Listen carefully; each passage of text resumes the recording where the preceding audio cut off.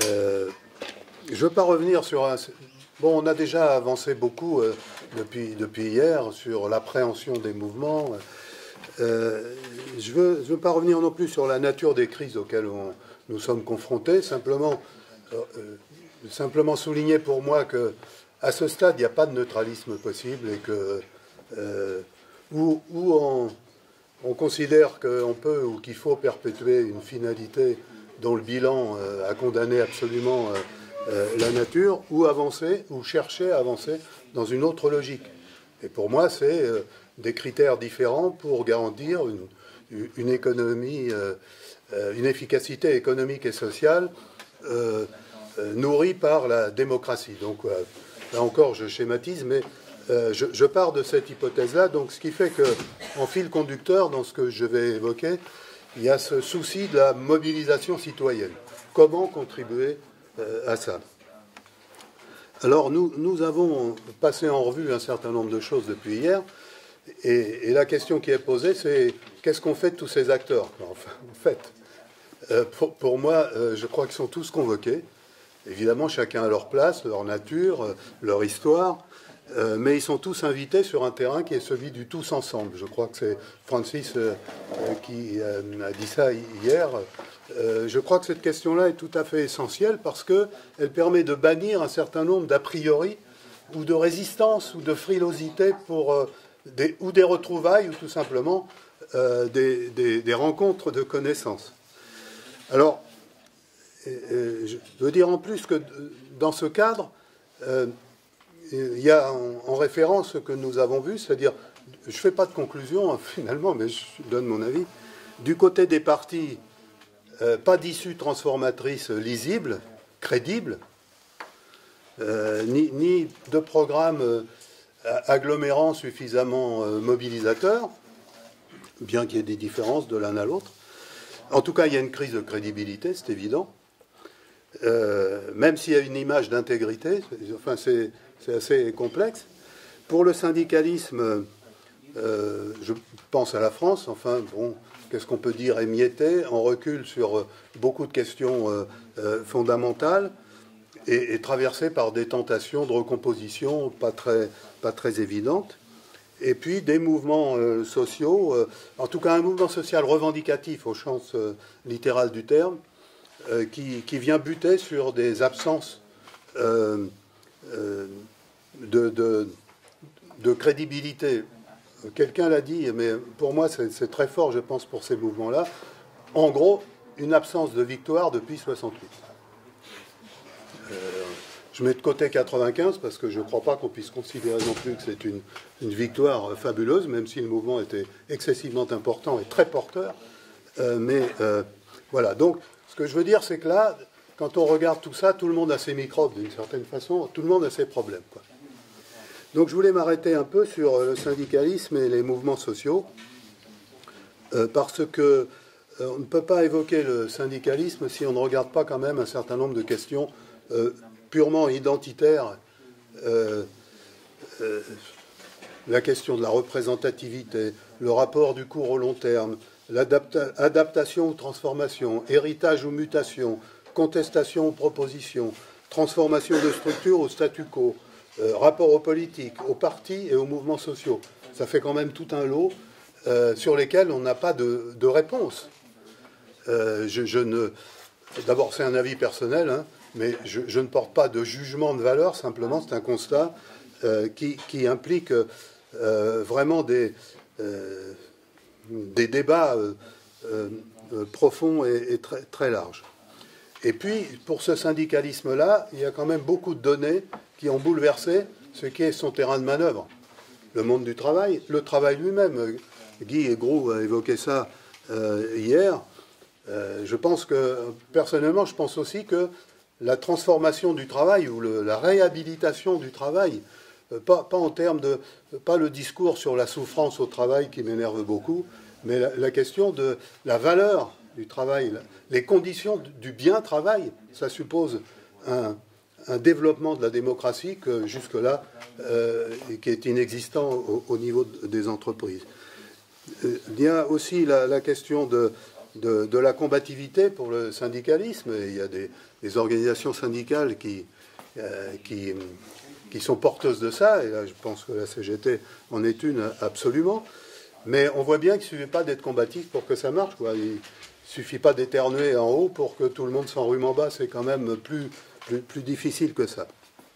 Alors, pourquoi je dis tout ça? Parce que je crois que le syndicalisme est interpellé pour lui-même et pour ses rapports avec ses différents acteurs. Être acteur, mais être aussi initiateur, quoi.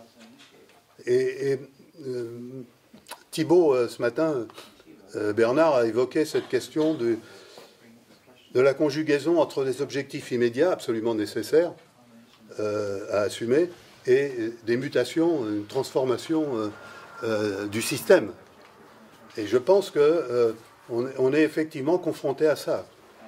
Et certains, d'ailleurs, des objectifs immédiats, comme on dit, sont porteurs de la définition nécessaire d'une vision de transformation. Et je crois que, en fait, comment conjuguer le nécessaire et le possible, c'est-à-dire assumer les deux, assumer les deux.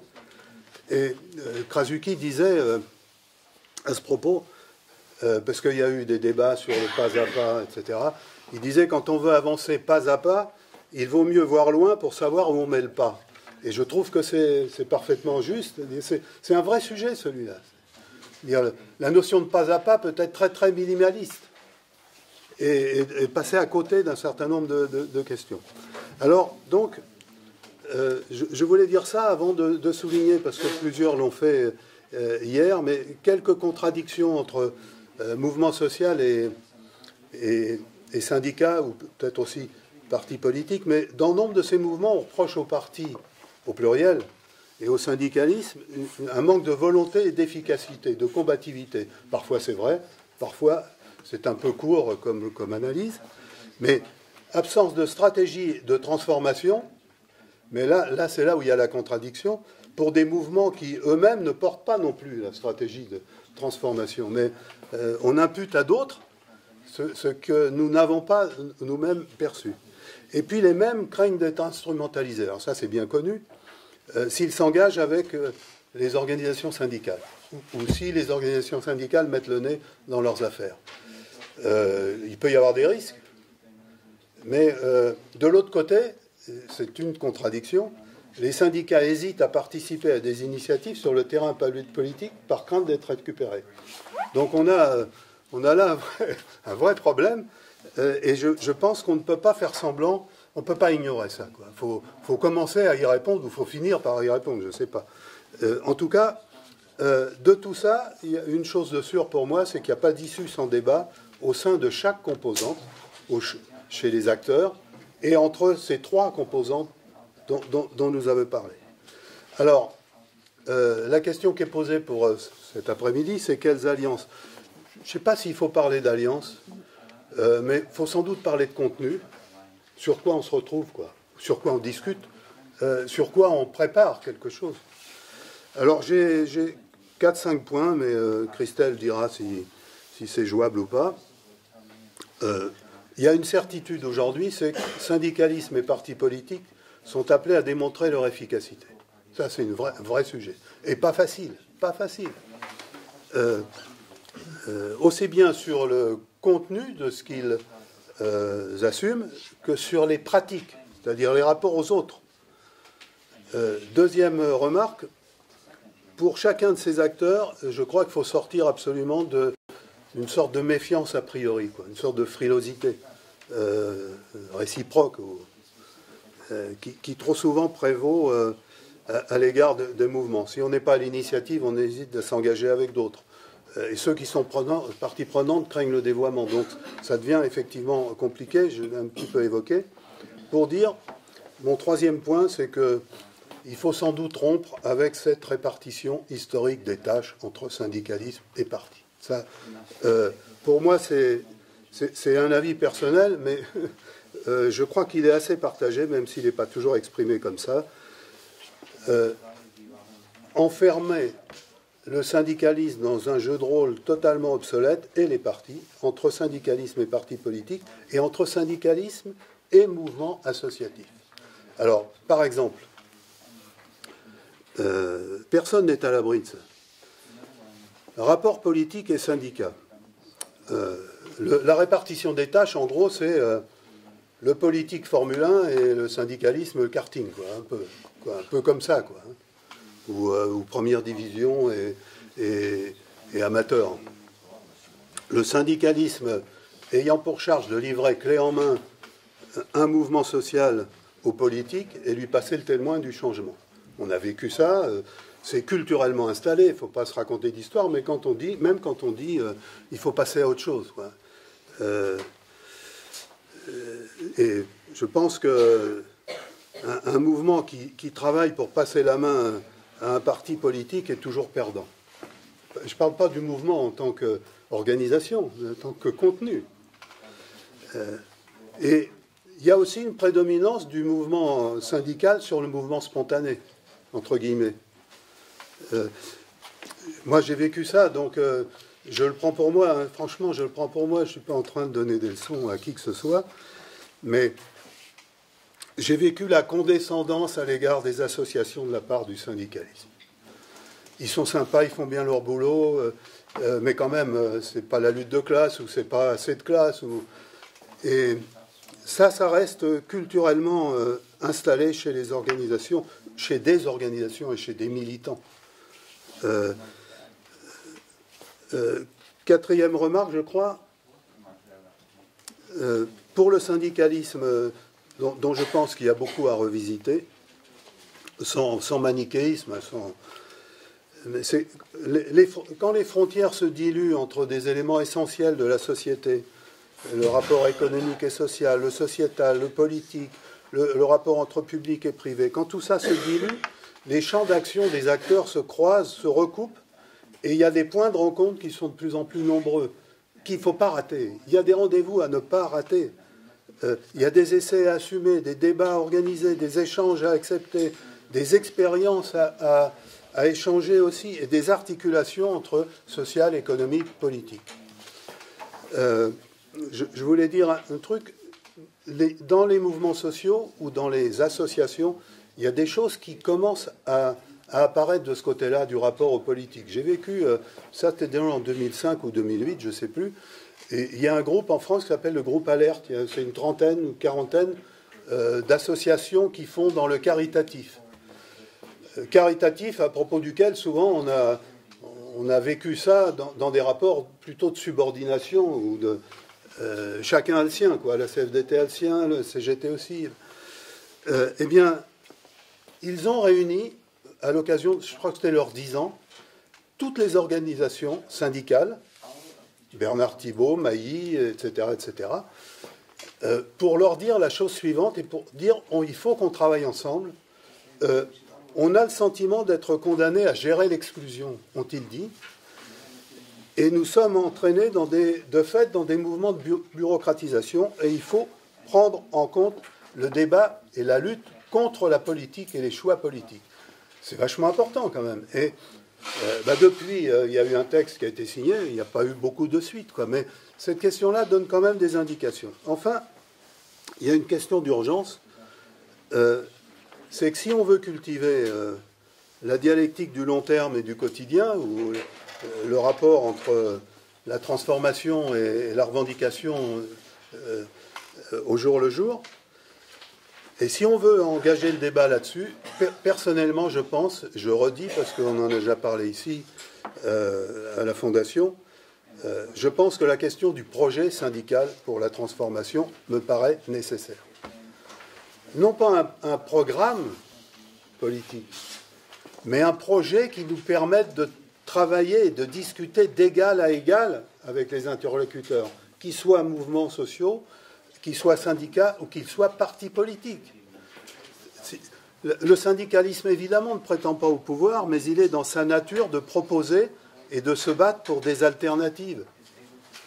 En lien, évidemment, avec la défense des intérêts des travailleurs, mais c'est l'identité même de la CGT, pour moi.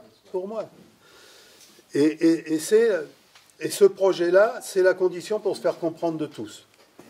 Pour ne pas être enfermé dans une sorte de situation curieuse qui fait qu'on est invité à débattre avec des partis politiques uniquement pour leur donner un avis sur ce qu'ils proposent, pour leur dire on est d'accord ou on n'est pas d'accord.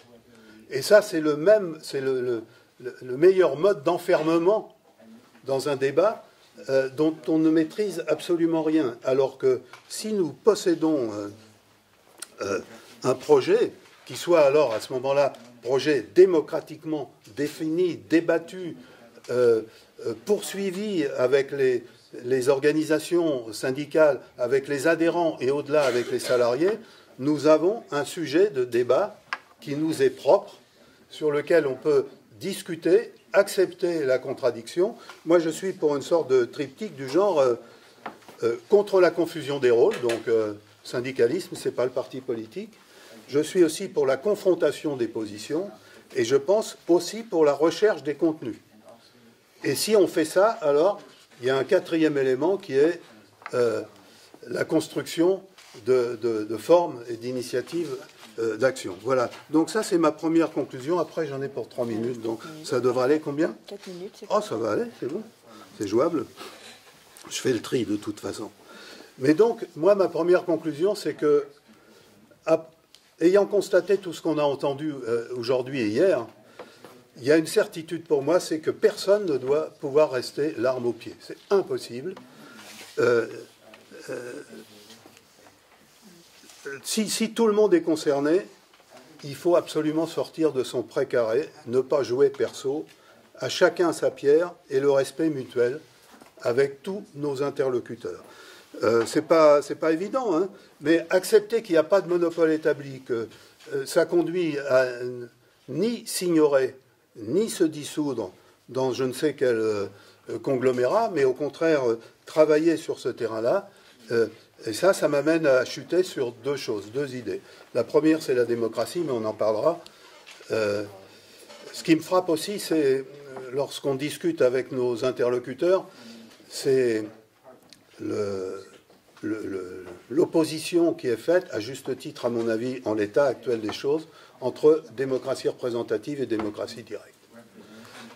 C'est d'ailleurs ce qui expliquait la façon dont on a mal joué la bataille pour les lois Auroux, par exemple. Aussi bien dans le public que dans le privé, syndicalement parlant, on a raté une occasion. Je ne dis pas que c'était le fin du fin, mais c'était quand même très très important. Et je crois que l'indépendance, parce qu'on dit aussi, mais le rapport aux politiques, c'est notre indépendance qui est en cause. Alors d'abord, si on a un projet, ça se pose déjà dans d'autres termes. Mais surtout, je crois que l'indépendance, elle est directement dépendante de cette démarche-là, la démarche démocratique. C'est-à-dire que si on joue cette carte-là, la démocratie qui soit représentative en totalité, c'est-à-dire pas une démocratie représentative qui traduit simplement l'opinion des militants les plus politisés ou les plus informés, mais une démocratie qui se fonde sur le débat avec l'ensemble de l'organisation et que par ailleurs on accepte et on organise même la démocratie directe. Je pense qu'on est dans un autre paysage. Vous voyez. Alors voilà, donc j'ai deux, trois propositions à faire, mais qui sont... Il n'y a rien de génial, hein, c'est simplement parce que il faut bien arriver à proposer quelque chose. Non, c'est parce que il y a des remarques qui ont été faites, il n'y a pas eu de proposition. Ceci dit, c'est plus facile à dire qu'à faire. Hein, mais voilà, si on accepte l'idée de coopération, c'est-à-dire... Parce que parfois, on a vu des grandes différences entre les mouvements, les syndicats, les partis, mais ce n'est pas la guerre quand même. Il y a un débat sur le fond, sur les orientations, sur les stratégies, il y a des profonds désaccords. Mais si on joue, non pas la guerre, mais c'est même pas la coexistence pacifique, c'est la recherche de coopération. Et si on fait ça, je crois qu'il y a un certain nombre de choses. D'abord, moi, je considère qu'il ne faut rien s'interdire, ni les contacts, ni les initiatives. Et on verra aussi en marchant, construire. Alors, je me rappelle que Christophe doit bien se rappeler de ça, puisqu'il était un des actifs organisateurs. Mais après 95, il y a eu 96. Jusque-là, il n'y a pas de surprise. Mais en 96, il y a eu les États généraux du mouvement social. Les participants étaient relativement limités par rapport à l'importance de ce mouvement. Et je me souviens qu'on était peu de syndicalistes CGT parce que à l'époque, c'était pas trop bien vu, quoi. Hein. Bon, il n'y avait pas péril d'homme, hein, je veux dire, je ne suis pas fait assassiner. Mais aujourd'hui, on est dans un contexte où on devrait pouvoir, je ne sais pas si c'est ça qu'il faut faire, ça serait marrant parce que 2016, ça ferait juste l'anniversaire. Mais ce que je veux dire, c'est qu'il y a besoin de parler ensemble quand même.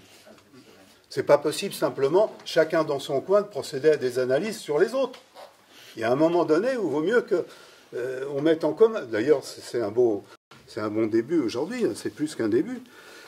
Je pense à ça. Je pense à des terrains d'essai sur lesquels il y a beaucoup à faire. Il y a la question du travail, c'est incontestable.